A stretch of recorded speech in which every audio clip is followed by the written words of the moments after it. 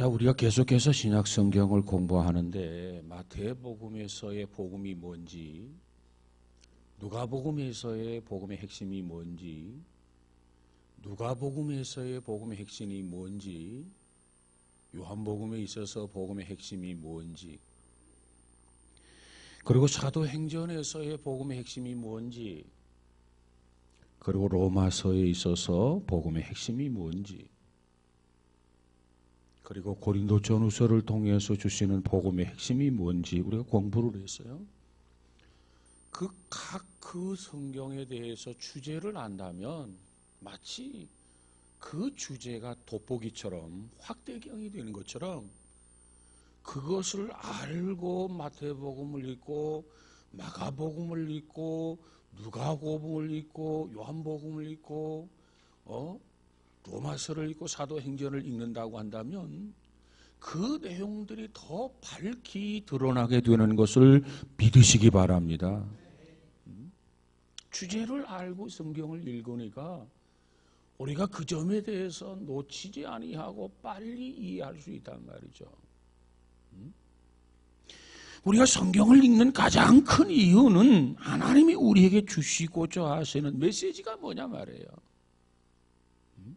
정말 그 중에서도 핵심적인 요소가 뭐냐? 이걸 발견하는 게 무엇보다도 중요한 것입니다. 그래서 오늘은 이 갈라디아서를 통해서 하나님께서 주시고자 하는 핵심 메시지가 뭐냐? 자, 따라서 하십시다. 예수 믿는 사람들은 성령으로 살아야 한다.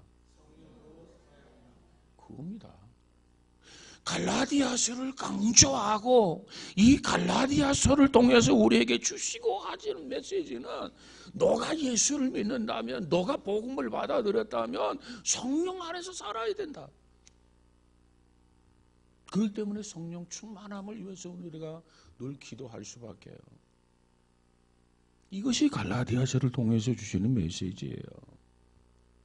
이걸 알고 갈라디아서를 읽게 된다면 보다 더 중요한 교훈이 뭔지가 이해가 가게 될 것입니다. 어떤 분의 그 유머에 그 소리를 듣고 한참 웃었어요. 그 유머는 보니까 인터넷에 떠도는 유머이기도 했습니다. 잘 들어보세요. 그 유머의 제목이 뭐냐면 좋은 소식. 그 다음에 무슨 소식일 것 같아? 나쁜 소식. 그 다음 세 번째 무슨 소식일 것 같아? 모르는 사람 있는 거 보니까 못 들었나 봐. 환장할 소식. 이 세 가지 유머예요. 좋은 소식, 나쁜 소식, 환장할 소식. 잘 들어보세요. 좋은 소식이 있어요. 어떤 소식이냐면 아이가 학교에서 상을 탔다네. 여러분의 아이가 학교에서 상을 타면 좋아요, 나빠요? 왜 배 아픈가? 자관, 내 아이가 학교에서 상을 타면 얼마나 좋아요? 근데 거기에 나쁜 소식이 있어요. 무슨 소식일 것 같아? 옆집 아이도 상을 탔다네. 응? 우리 아이만 상을 탔으면 더 좋아했을 텐데 듣고 보니까는 옆집 아이도 상을 탔다니. 환장할 소식이 있어요. 환장할 소식. 어떤 소식일까요? 아이들에게 길을 살린다고 전교생에게 다 상을 줬다네. 아이들에게, 학생들에게 길을 살리겠다고 해가지고 전교생에게 다 상을 줬다예요. 그래서 좋은 소식, 나쁜 소식, 환장할 소식이에요. 자, 또 보세요. 좋은 소식이 있어요. 살다 보니 남편이 처음으로 꽃을 가지고 왔다네. 결혼해서 단 한 번 꽃을 받아본 적도 없는 거야. 그런데 꽃을 가져왔어. 좋은 소식이죠? 대답이 없어. 안 받아봐서 모르나? 좋은 소식이에요. 그런데 나쁜 소식이 있어요. 무슨 나쁜 소식일까? 그런데 국화꽃만 가져왔다네. 국화꽃만 가지고 왔다네. 좀 가져오려면 좀 장미꽃을 가져온다든가 말이죠. 기분이 더 좋았을 텐데 국화꽃만 가지고 왔어요. 좀 기분이 나빠. 환장할 소식이 있어. 환장할 소식. 무슨 소식일 것 같아? 알고 보니 남편이 장례식장에 갔다가 아까워서 가지고 온 것이라네. 장례식에 갔다가 그 꽃이 아까워가지고 그 꽃 이리 주세요 그래가지고 그거 가져온 거야. 그러니까 차라리 가져오지를 말든지. 그래서 이것을 환장할 소식이다. 또 기쁜 소식이 있어요. 좋은 소식이 있어요. 싼 값에 성형수술을 했다네. 싼 값에. 나쁜 소식. 수술이 시원찮아서 다시 해야 한다네. 환장할 소식이. 환장할 소식. 환장할 소식. 무슨 소식일 것 같아? 뉴스에 보니까 그 의사가 돌팔이라 잡혀갔다네.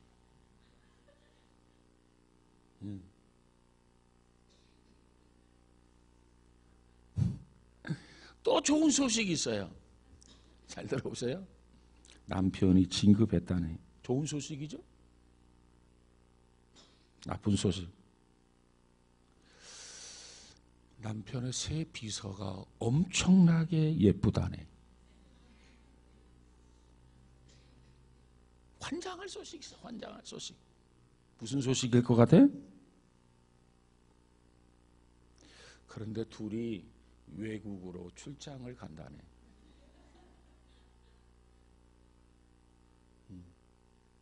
참 누가 이런 유머를 만드는지. 그렇습니다.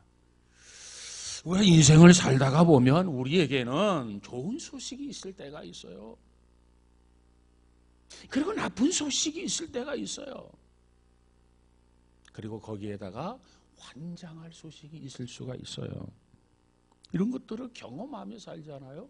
그런데 오늘 본문에 보니까 우리 갈라디아서를 읽었는데 이 갈라디아서를 누가 기록했느냐? 사도 바울이라고 하는 사람이 기록을 했어요. 그런데 이 바울에게 이와 같은 유사한 경험을 하게 되더라는 거예요. 바울에게 좋은 소식이 있었어요. 계속해서 좋은 소식만 있었으면 얼마나 좋을까. 그런데 그 바울에게 나쁜 소식이 있었어요. 그 다음에는 그 나쁜 소식도 좀 적당하게 나쁜 소식이었으면 얼마나 좋을까요? 그 다음에 보니까 바울에게도 환장할 소식이 들리더라는 거예요. 오늘 이것을 이 갈라디아서를 통해서 우리에게 보여주고 있는데 이 갈라디아서를 보면 바울에게 있어서 좋은 소식과 바울에게 있어서 나쁜 소식과 바울에게 있어서 환장할 소식들을 우리가 경험하게 돼요. 여러분, 우리가 이 갈라디아서를 통해서 바울이처럼 다양하게 경험한 것처럼 우리도 세상을 살다 보면 날이 좋은 소식이 있을 수도 있고 날이 흐린 그런 나쁜 소식이 있을 수도 있고 대낮인데 캄캄한 환장할 소식도 있는 날이 있다고 하는 것을 인정하고 그렇게 살아야 돼요.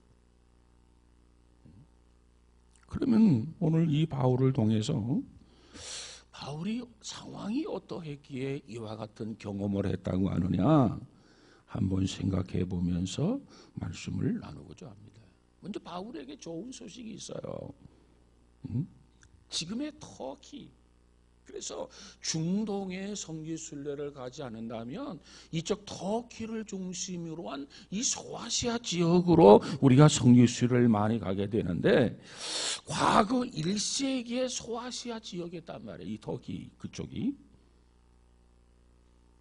그래서 그쪽에 AD 52년경 사도 바울을 통해서 그쪽에 복음이 전해졌어요. 예배소, 빌립보, 갈라디아, 하데 이렇게 쭉 이 소아시아 교회에 복음이 전해졌어요. 그래서 특별히 사도행전 13장, 14장을 보면 바울이 제1차 전도 여행을 통해서 비시디아, 안디옥, 이고니움, 루스드라, 도베, 또 소위 남쪽 갈라디아 지역, 이쪽에 복음을 전해가지고 바울에 있어서 그 복음이 결실이 굉장히 좋았어요. 그래서 바울은 그래서 가는 곳마다 결실이 있었기 때문에 교회를 개척했고, 그 교회가 오늘날 우리가 소아시아 교회라 그렇게 말하지 않습니까? 특별히 사도행전 13장 48절에 가서 보니까 이방인들이 바울을 통해서 복음을 듣고 기뻐했다 그랬어요. 하나님의 말씀을 듣고 이방인들이 막 기뻐하는 거야. 복음을 기쁘게 받아들이는 거야. 그래서 저들이 영생을 주기로 작정된 자다 이렇게까지 표현했어요. 얼마나 좋습니까? 복음을 전할 때 상대가 복음을 기쁘게 받아들이는 거. 그래서 그 지역에 교회를 세울 때 이 바울의 마음이 얼마나 좋았을까요? 그야말로 기분이 째졌겠죠. 너무너무 기쁜 소식이에요. 그래서 14장 21절에 가서 보니까 복음을 그 성에서 전하여 많은 사람을 제자로 삼았더라. 이것이 바울에게 좋은 소식입니다. 가서 복음을 전하면 마치 스폰지처럼 이 바울이 전하는 복음을 이렇게 막 흡수하는 거예요. 이럴 때 보람이 있어요. 이럴 때 기쁨이 있어요. 목회자가 이 말씀을 준비하고 성도들에게 설교할 때 성도들이 이 말씀을 통해서 은혜를 받는다면 목회자에게 보람이 있는 거예요. 바울이 가는 곳마다 복음을 전하는데 저들이 막 받아들이고 교회가 세워지고 많은 사람들이 제자로 변하고 얼마나 기분이 좋았겠어요. 그래서 이 점이 바울에게 있어서 좋은 소식이었더라. 그런데 제1차 전도 여행을 마치고 얼마 되지 않아서 바울에게 있어서 그 다음 무슨 소식? 나쁜 소식이 들려졌어요. 나쁜 소식.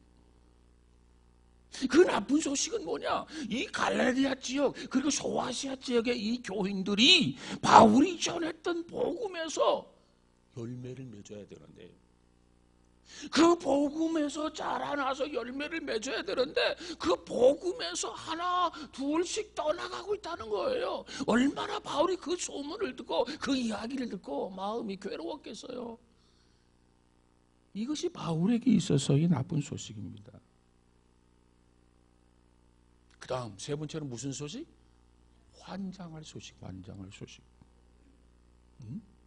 자, 바울이 전했던 복음을 열심히 받아들였던 그들, 예수님의 제자가 되었던 그들, 교회를 막 세우고 이랬는데 바울이 떠나고 얼마 되지 않아서 복음에서 하나 둘씩 마치 썰물처럼 빠져나가더니 이제는 어떻게 되느냐? 바울에게 대해서 야, 바울은 가짜 사도라며? 예수님에게 훈련받은 사도가 아니라 예수님이 세상을 떠난 후에 사도가 되었다며? 그러면 바울이 어떻게 진짜 사도야? 가짜지. 이래가지고 바울의 사도됨을 의심한다. 여기까지 바울이 그 소리를 듣고 나니까 바울이 얼마나 속이 뒤집히고 환장하겠냐 말이에요. 바로 이 점이 갈라디아서에 기록되어 있고, 바로 이 문제 때문에 바울은 갈라디아서를 써서 편지로 갈라디아 서신을 보낸 거예요. 그런가 이 갈라디아서를 볼 때마다 바울의 기쁜 소식은 이거였구나. 바울에게 기분 나쁜 소식은 바로 이 부분이었구나. 정말 바울의 속을 뒤집어가면서 환장할 소식은 바로 이 부분이었구나. 우리가 이해를 하면서 성경을 읽는다면 이 성경이 우리에게 얼마나 귀한 메시지가 되겠냐 말이에요.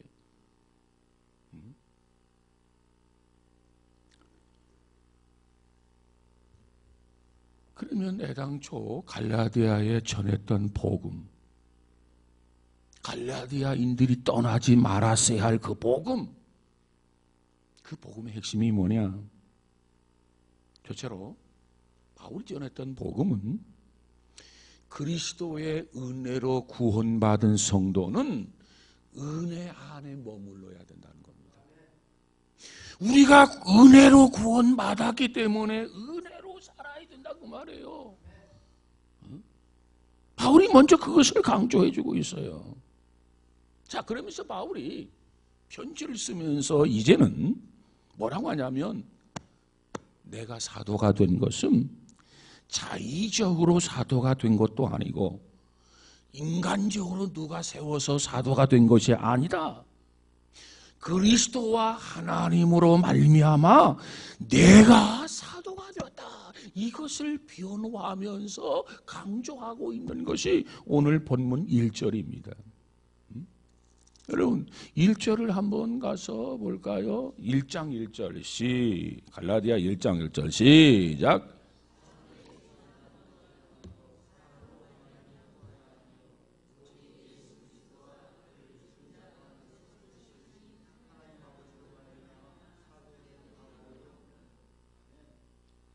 자, 그 다음에 가서 보니까 뭐라고 설명하고 있냐면은 쭉 설명하기를 내가 너희들에게 편지를 쓴다. 너희들에게 문안한다. 이렇게 해서 서신을 기록합니다. 자, 여기 1절에 가서 보니까 사람들에게서 난 것이 아니요 사람으로 말미암은 것이 아니다. 누가 나를 데려다가 야 너 사도가 되라 그래서 세워진 게 아니라 그 말이에요. 왜? 지금 갈라디아 교인들은 바울의 사도됨을 의심하고 있는 거야. 그래서 바울은 내가 사도가 된 것은 사람이 세운 게 아니라 내가 사도가 된 것은 아버지로 말미암아서 그리스도로 말미암아서 내가 사도가 된 것이다. 그걸 강조해 주고 있어요. 그 다음 2절 3절을 가서 볼까요? 2절 3절 시작.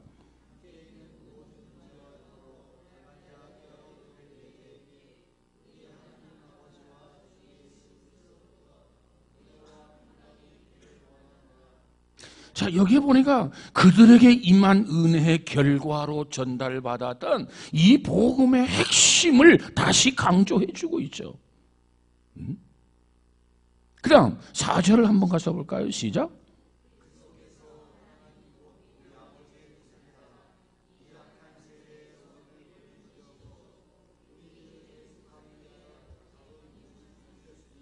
예, 아멘. 자, 복음이라고 하는 게 뭐냐? 예수 그리스도께서 우리를 죄에서 건지시려고 십자가에 자기 몸을 대속의 제물로 주셨다는 거예요. 이게 복음의 핵심이에요.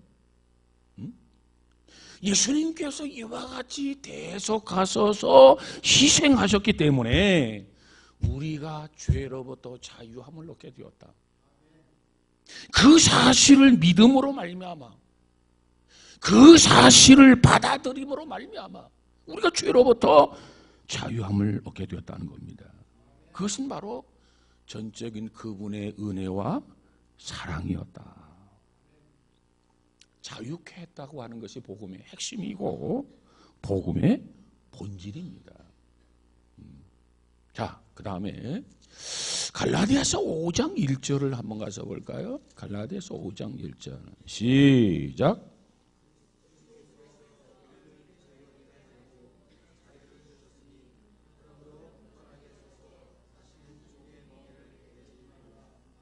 아멘. 자, 보세요. 그리스도께서 우리를 자유케 하려고 자유를 주셨으니 이제 우리는 자유인이 되어 있어요. 십자가를 지셨기 때문에 우리가 죄로부터 자유함을 얻어서 이제는 죄의 지배받고 다스림을 받고 살 것이 아니라 주님의 지배, 주님의 다스림을 받고 살아야 할 상황으로 이렇게 신분이 바뀌어졌단 말이에요. 그러므로 굳건하게 다시는 그리스도의 종이 될지언정 무슨 멍에를 매지 말아라? 종의 멍에를 매지. 여기서 종은 무슨 종이에요? 죄의 종이죠. 예수 그리스도가 우리의 죄를 대신 져주셨단 말이에요. 죄값을 대신 지불해 주었단 말이에요. 이것을 종교적인 용어로 대속이라 이렇게 얘기해요. 대속. 그래서 우리가 자유인이 되었는데 우리가 구원함을 얻었는데 그러면 이제는 자유를 누리고 만끽해야 되잖아요. 진리의 영이 우리를 자유롭게 해줬단 말이에요. 그런데 다시 옛날로 돌아가가지고 죄의 종이 되어가지고 그리스도의 지배, 그리스도의 통치, 그리스도의 간섭을 거절하고 죄의 지배를 받고 죄의 다스림을 받고 그렇게 살아간다면 얼마나 어리석고 미련한 자냐 그 말이에요. 저는 이 구절을 볼 때마다 늘 뭘 생각하냐면 강아지를 강아지. 자, 어른들이 집에서 갈치를 먹다가 갈치를 버렸어요. 뭘 버렸다고요? 갈치, 가시를 버렸다고. 생갈치를 누가 버려? 먹어야지. 갈치를 이렇게 발라먹고 뼈가 있어서 뼈를 버렸어요. 그랬더니 이 강아지가 꼭꼭 씹어 먹어야 되는데 이 강아지가 그냥 먹다가 가시가 걸렸어요. 그러면 강아지가 어떻게 하죠? 안 봤어? 캑캑거린다고. 밤새도록 캑캑거려. 왜? 이 가시가 꽂혔으니까. 그러면 저거 갈치 성급하게 먹다가 저 가시 저 목에 또 걸렸구나 그러잖아요. 그러면서 먹었던 걸 어떻게 해요? 다 토해요. 토한 거 더러운 건가 깨끗한 건가? 자기 입에서 토했는데 그래도 더러워요. 그죠? 아 근데 그 강아지가 그걸 또 먹어. 그것도 혀로 이렇게 핥아 먹어. 야, 참 맛있다. 뭐 전복죽이나 뭐가 되는 것처럼 그냥 입맛 따서가면서 혀로 그냥 입을 빨아가면서 그냥 그 토했던 걸 맛있다고 다 먹는다고요. 복음을 들어서 자유함을 얻은 사람이 자유를 만끽하고 누리며 살아야 되는데 옛날로 다시 돌아가서 죄의 종이 된다면 마치 뭐와 같으냐? 자기가 토해내놓은 그 더러운 것들을 야 맛있다 깨끗하다 야 이거 꿀맛이다 하면서 싹싹 빨아먹는 강아지와 같이 생각이 돼요. 우리는 그와 같은 어리석은 자가 되어서는 안 되겠습니다. 여러분 나쁜 소식은 이 갈라디아 교인들이 은혜로 구원함을 받았는데 은혜로 자유함을 얻었는데 이제는 은혜를 벗어 던져버리고 이제는 자유를 포기하고 죄의 종된 자리로 다시 돌아가고 있다는 거예요. 이게 기분 나쁜 소리죠.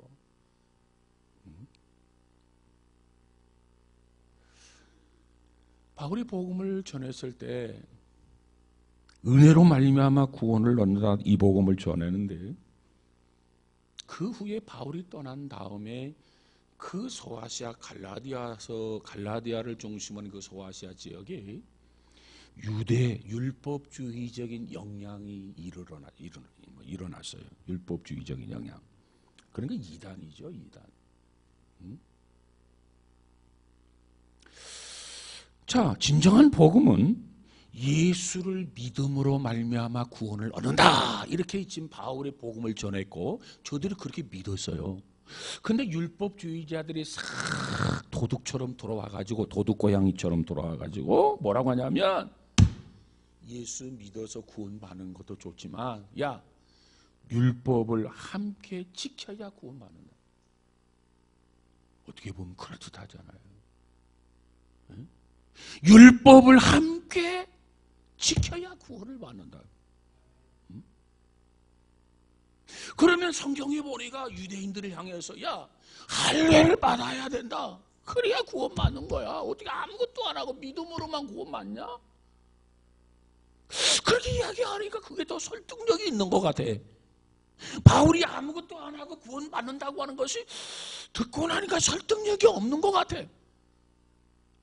그러니까 사람들의 관심이 설득력이 있다고 생각하는 예수를 믿음으로 구원받는 것도 좋지만 할례도 받아야 되고 율법도 행해야 돼. 그래야만 구원받아. 여기가 더 신뢰감이 가는 거야. 그러니까 이 복음을 점점 멀어지면서 그들은 유대주의적 영향에 푹 빠지게 되더라고 말이에요. 그들이 그렇게 이야기합니다. 예수만 믿어서 되는 게 아니야. 잘못 알은 거야. 율법이 요구하는 대로 이 구약 성경에서 요구하는 어느 계명이든지 그 계명을 지켜야 하나님의 백성이 된다. 이렇게 갈라디아 교회 성도들을 모아놓고 설득을 한단 말이에요. 그러니까 그들이 구원은 받아야 되겠는데, 하나님의 백성은 되어야 되겠는데, 필요성은 느끼는데 그냥 된다고 바울은 말하고 있고, 한쪽은 율법이 요구하는 대로 해야만 된다고 그러고, 야, 아무래도 이게 더 옳은 것 같다. 그래서 그들이 흔들리고 있는 겁니다. 그래서 바울이 듣자 하니 율법주의로 회귀하고 있다는 거예요. 율법의 종이 되고 있다고 하는 거예요. 그래서 바울은 이 갈라디아서의 편지를 쓰면서 바울이 강조하고 있는 것이 뭐냐면, 너희 중에 율법주의자들을 경계하라. 이게 메시지예요. 한마디로 말하면 복음이 아닌 다른 복음,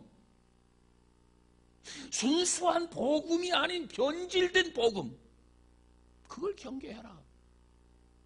이것이 바울의 메시지예요. 자, 1장 6절을 한번 가서 볼까요? 6절.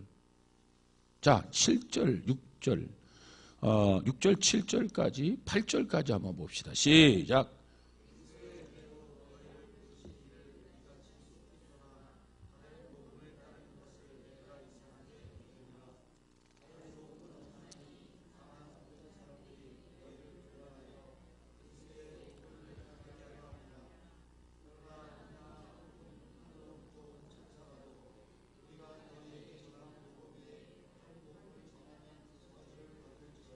아멘. 자, 지금 바울이 갈라디아 교인들에게 지금 강조하고 있잖아요. 율법주의자들의 의도를 적나라하게 폭로하고 있어요. 바울이 전하는 이 복음, 진정한 복음, 참 복음이 있는데 여기다가 그들은 좋다, 그렇게 예수 믿고 구원 받아야지. 그런데 이것만 가지고 안 돼, 부족해. 이게 있어야 돼. 이단들이 거의 그래요. 그러면서 본질을 강조하기보다는 비본질을 강조하는 게 이단이에요. 본질을 강조하는 것보다도 비본질을 강조하는 것이, 그것이 우리가 경계해야 할 그런 이단들이란 말이에요. 근데 많은 사람들은요, 이 순수해서 그런지 모르지만은 본질보다는 본질을 제껴놓고 이단, 이 비본질에 관심이 많아. 그리고 그들은 비본질을 통해서 사람을 설득을 시키려고 그래. 비본질을 통해서 구원의 논을 말하고 있는 거예요. 여러분, 비본질을 통해서 어떻게 구원을 받아요? 본질이 중요한 것이지, 본질이. 근데 본질을 부정하면 대화가 통하지 않아. 그러니까 비본질, 그래 맞아 그렇다고 치고 그 다음에 젖혀놓고 비본질에 관심을 받게 하고, 비본질에 관심을 갖게 할 뿐만 아니라 비본질을 통해서 그를 설득하려고 하고, 그러니까 사람들이 거기에 이렇게 교묘하게 넘어가는 것이 이단이에요. 오늘 본문에 뭐라고 말씀하고 있냐면 2장 3절 4절을 한번 가서 볼까요? 2장 3절 4절 시작.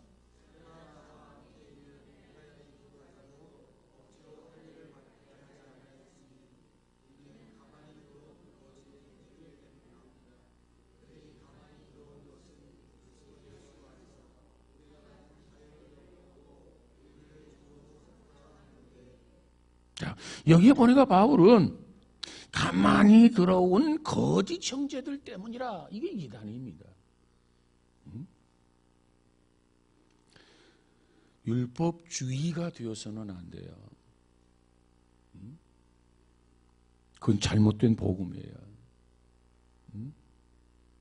왜 잘못된 복음이냐? 십자가의 은혜를 폐기하거든요. 십자가의 은혜가 더 소중해. 그 은혜로 우리가 구원받았지 율법으로 구원받은 거 아니야. 그러면 십자가의 은혜로 구원을 받았다면 계속해서 그 안에 머물러 있어서 그로 말미암아 그 은혜로 살아야 된단 말이에요. 십자가의 은혜로 구원받은 사람들이 다시 율법주의로 회귀하고 율법으로 살려고 한다면 십자가의 은혜를 폐기하게 된다는 겁니다. 그래서 갈라디아서 2장에서는 뭐라고 설명하고 있냐면은 내가 하나님의 은혜, 2장 21절을 한번 가서 볼까요? 2장 21절. 자, 우리 함께 같이 2장 21절 한번 가만히 있어봐요. 2장 21절. 2장이죠. 우리 함께 같이 봅시다. 시작.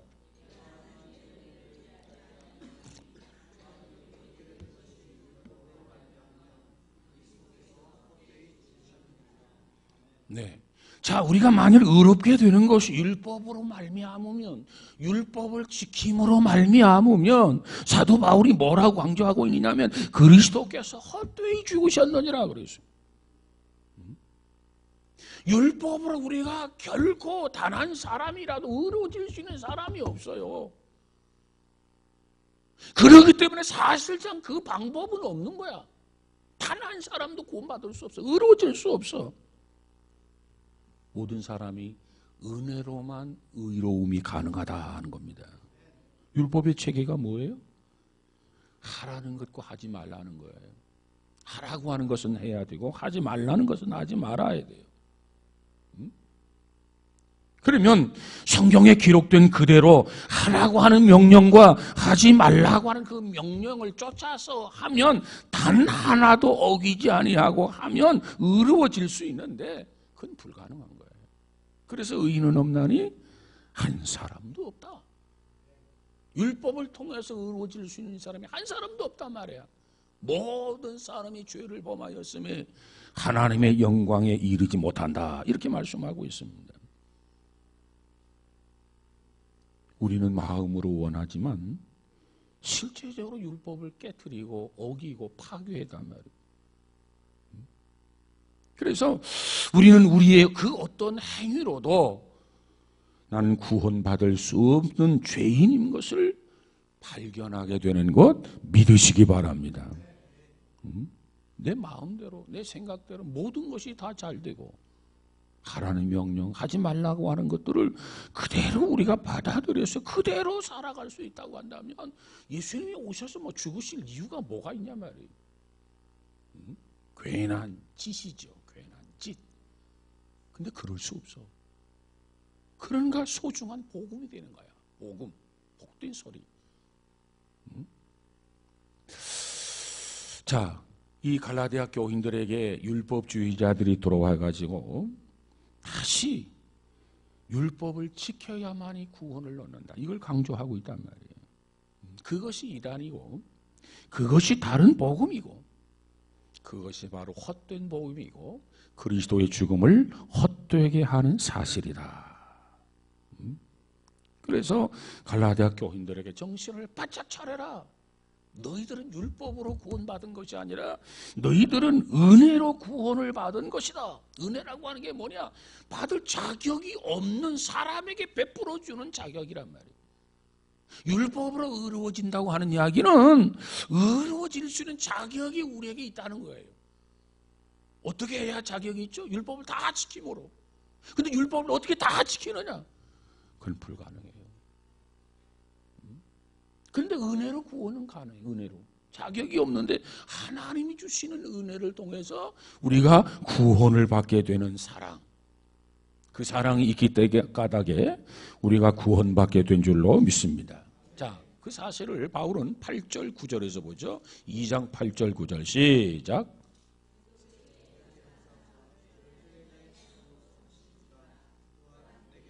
죄송합니다. 갈라디아가 예배서 2장 8절 9절을 한번 가서 볼까요? 예배서 그 다음 시작.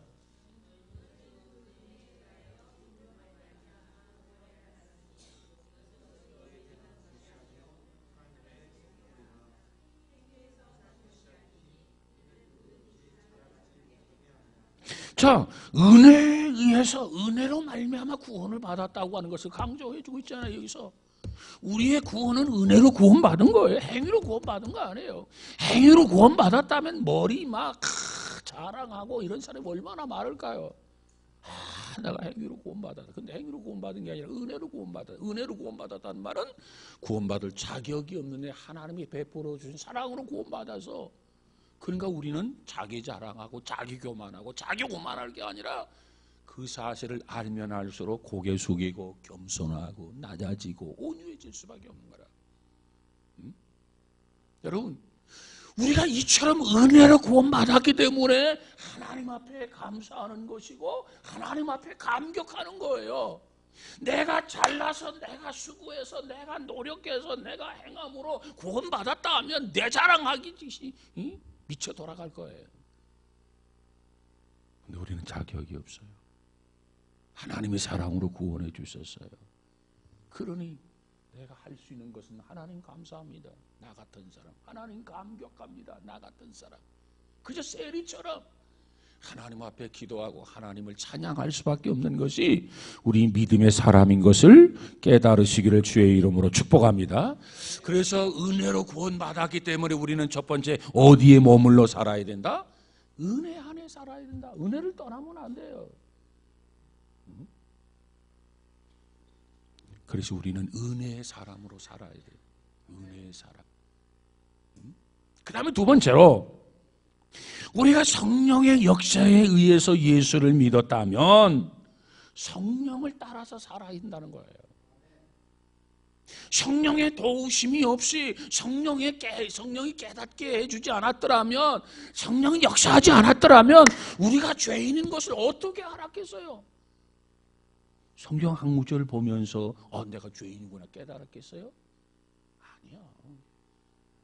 성경을 볼 때 성령이 내 마음을 감동해 주시는 은혜가 있으니까 이 사실이 와서 깨달아지는 거야. 두 사람을 놓고 똑같이 말씀을 전하는데도 한 사람은 내가 죄인입니다 이렇게 고백하는데, 또 한 사람은 아니 나는 듣고 들어도 참 이상하네요. 내가 왜 죄인이죠? 반응이 다르단 말이에요. 반응이. 정말 이 성경을 읽고 정말 들어서 예수를 믿게 된다고 한다면 둘 다 똑같이 예수를 믿어야 될 거 아닙니까? 그런데 두 사람을 놓고 했는데 하나는 믿고 하나는 안 믿는단 말이에요. 10사람을 놓고 했는데 두 사람을 믿고 8명은 안 믿는단 말이에요. 이것을 우리가 어떻게 이해해야 되느냐? 성령이 역사해야 돼요. 성령이. 그래서 성경을 볼 때도 성령이여 내 안에서 역사해 주세요. 이 말씀을 읽을 때 성령이 조명해 주어서 말씀 하나가 톡톡톡톡 쥐는 것처럼 말씀이 느껴지고 이해되고 깨달아지고 믿어지고 확신을 갖게 해주세요.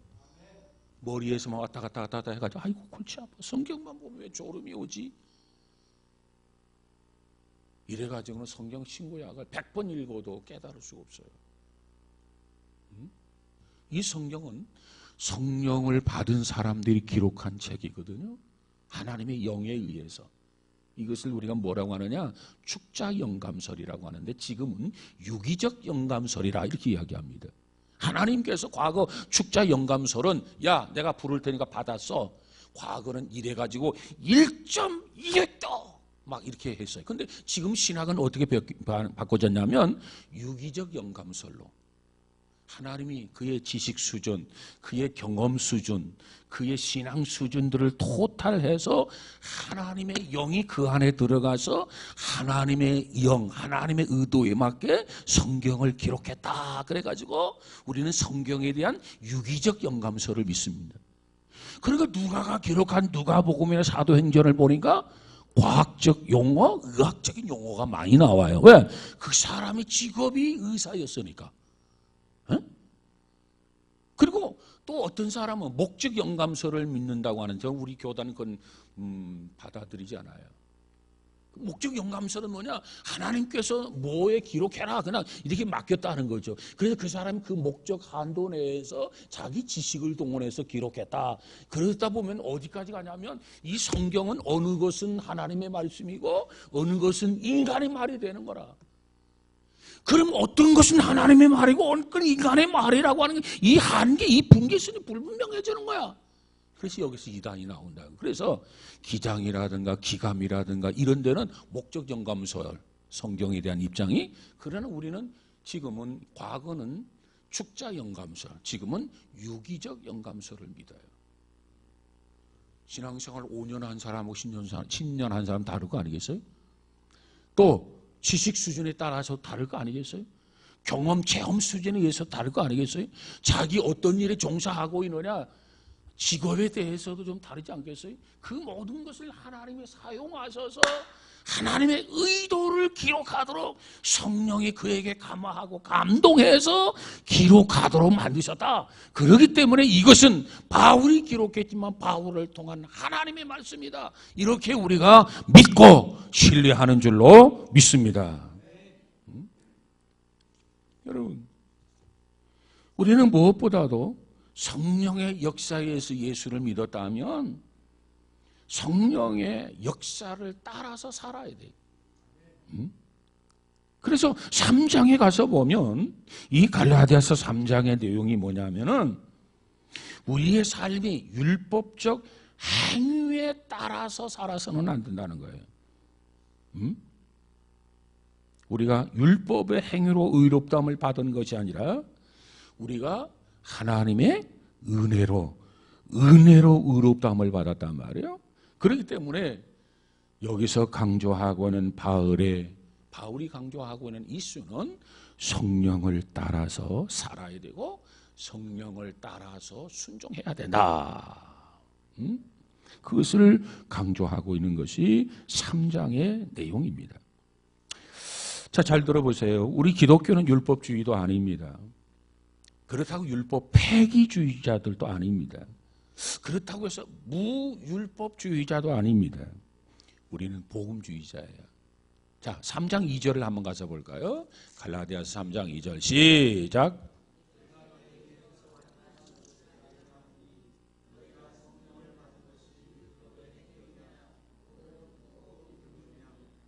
자, 바울이 갈라디아 교인들에게 지금 질문을 던져요. 얘들아, 내가 너희에게 좀 물어볼 게 있다. 너희들이 성령을 받은 것이 율법의 행위로냐 믿음으로냐? 답변해 보세요. 답변해 보라고? 당연하지. 근데 왜 말을 못해? 기가 막혀서? 믿음으로 우리가 성령을 받았어요. 지금 바울이 여기서 지금 그걸 강조하고 있는 거예요. 우리가 복음을 듣고 예수 그리스도를 구주와 주님으로 영접하는 순간 예수님의 영이, 성령님이 그때부터 우리 안에 거하게 된 줄로 믿습니다. 3장 5절. 자, 시간이 없으니까 빨리 읽어봅시다. 3장 5절 시작.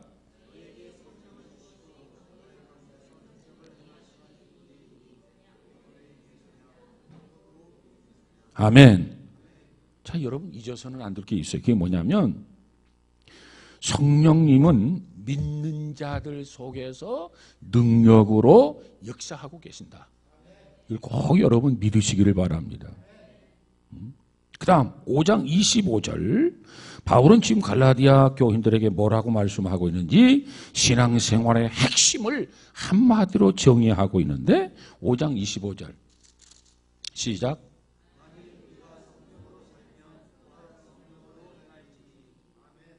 성령으로 어떻게? 살면 성령으로 행할지니 그랬어요. 그렇습니다. 우리는 그래서 성령으로 살고 성령으로 행해야 되는 줄로 믿습니다. 자, 보세요.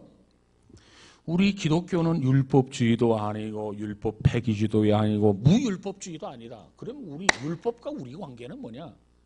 여러분 사실 우리가 그래요. 예를 들어볼게요. 하나님 앞에 11조 하죠? 사실 우리는 그 이상 해야 돼요. 율법으로 구원받은 건 아니지만 그 이상의 삶이 필요해요. 그 이상의 삶이 필요해요. 지금 바울이 그걸 설명하고 있는 거예요. 자, 5장 16절을 한번 또 가서 볼까요? 5장 16절 시작.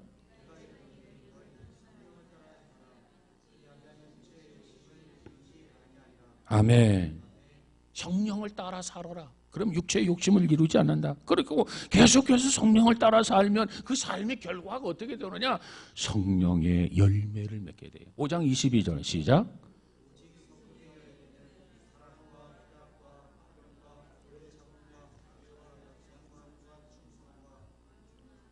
그 다음 23절.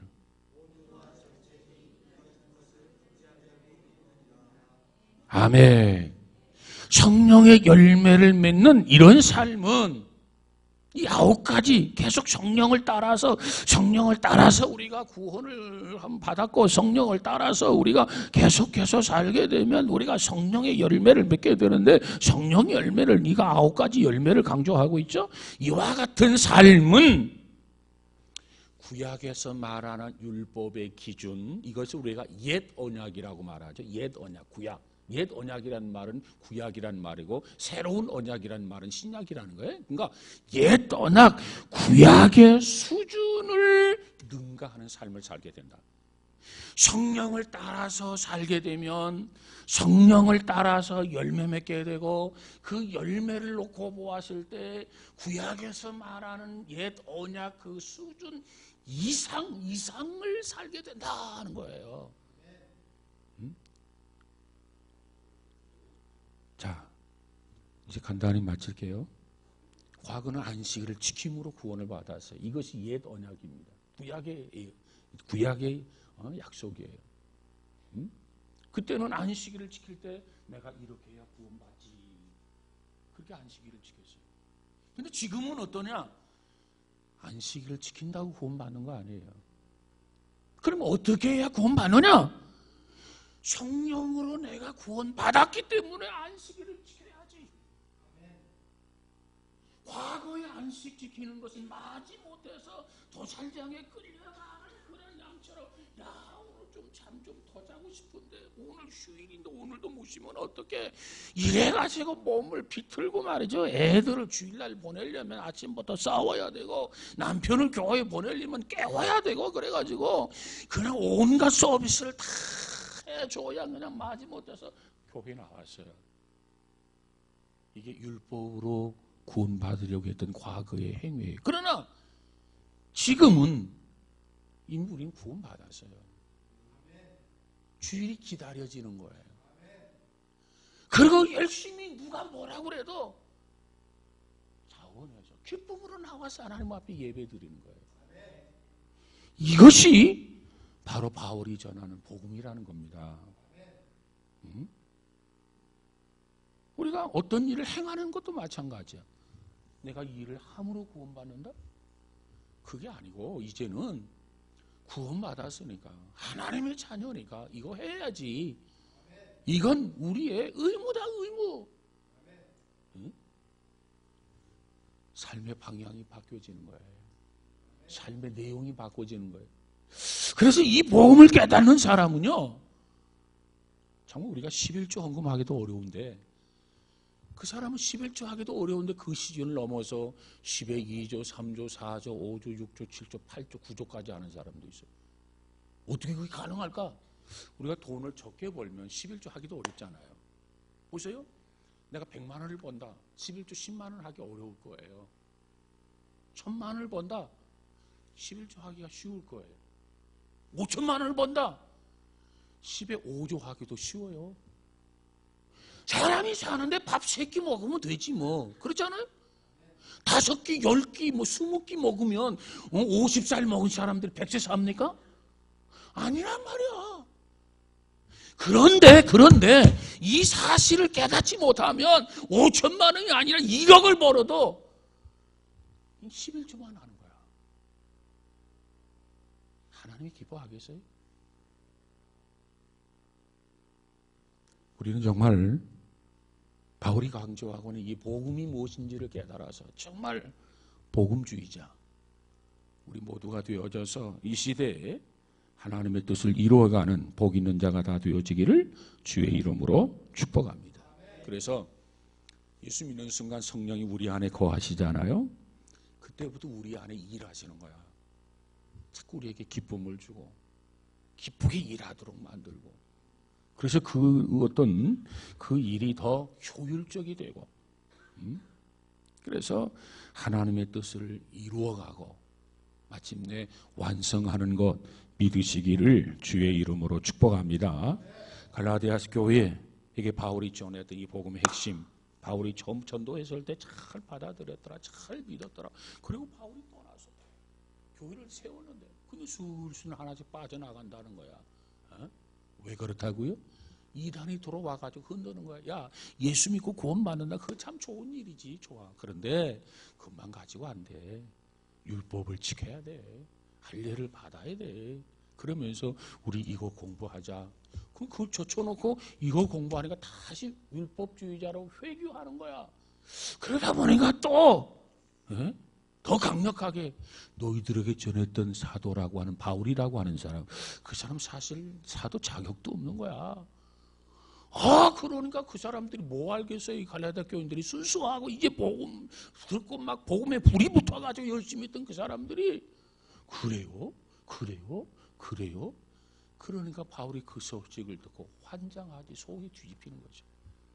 그래서 이 편지를 통해서 정리해 주었는데 오늘 여러분이 이 갈라디아 내용이 뭔 줄 알고 한 구절 이렇게 읽어간다고 한다면 정말 뉘에가 뽕잎을 먹듯이 내용을 기억하고 갈라디아서를 이렇게 읽어간다고 한다면 여러분에게 큰 유익함이 있고 견고해지는데 귀한 말씀이 될 줄로 믿습니다.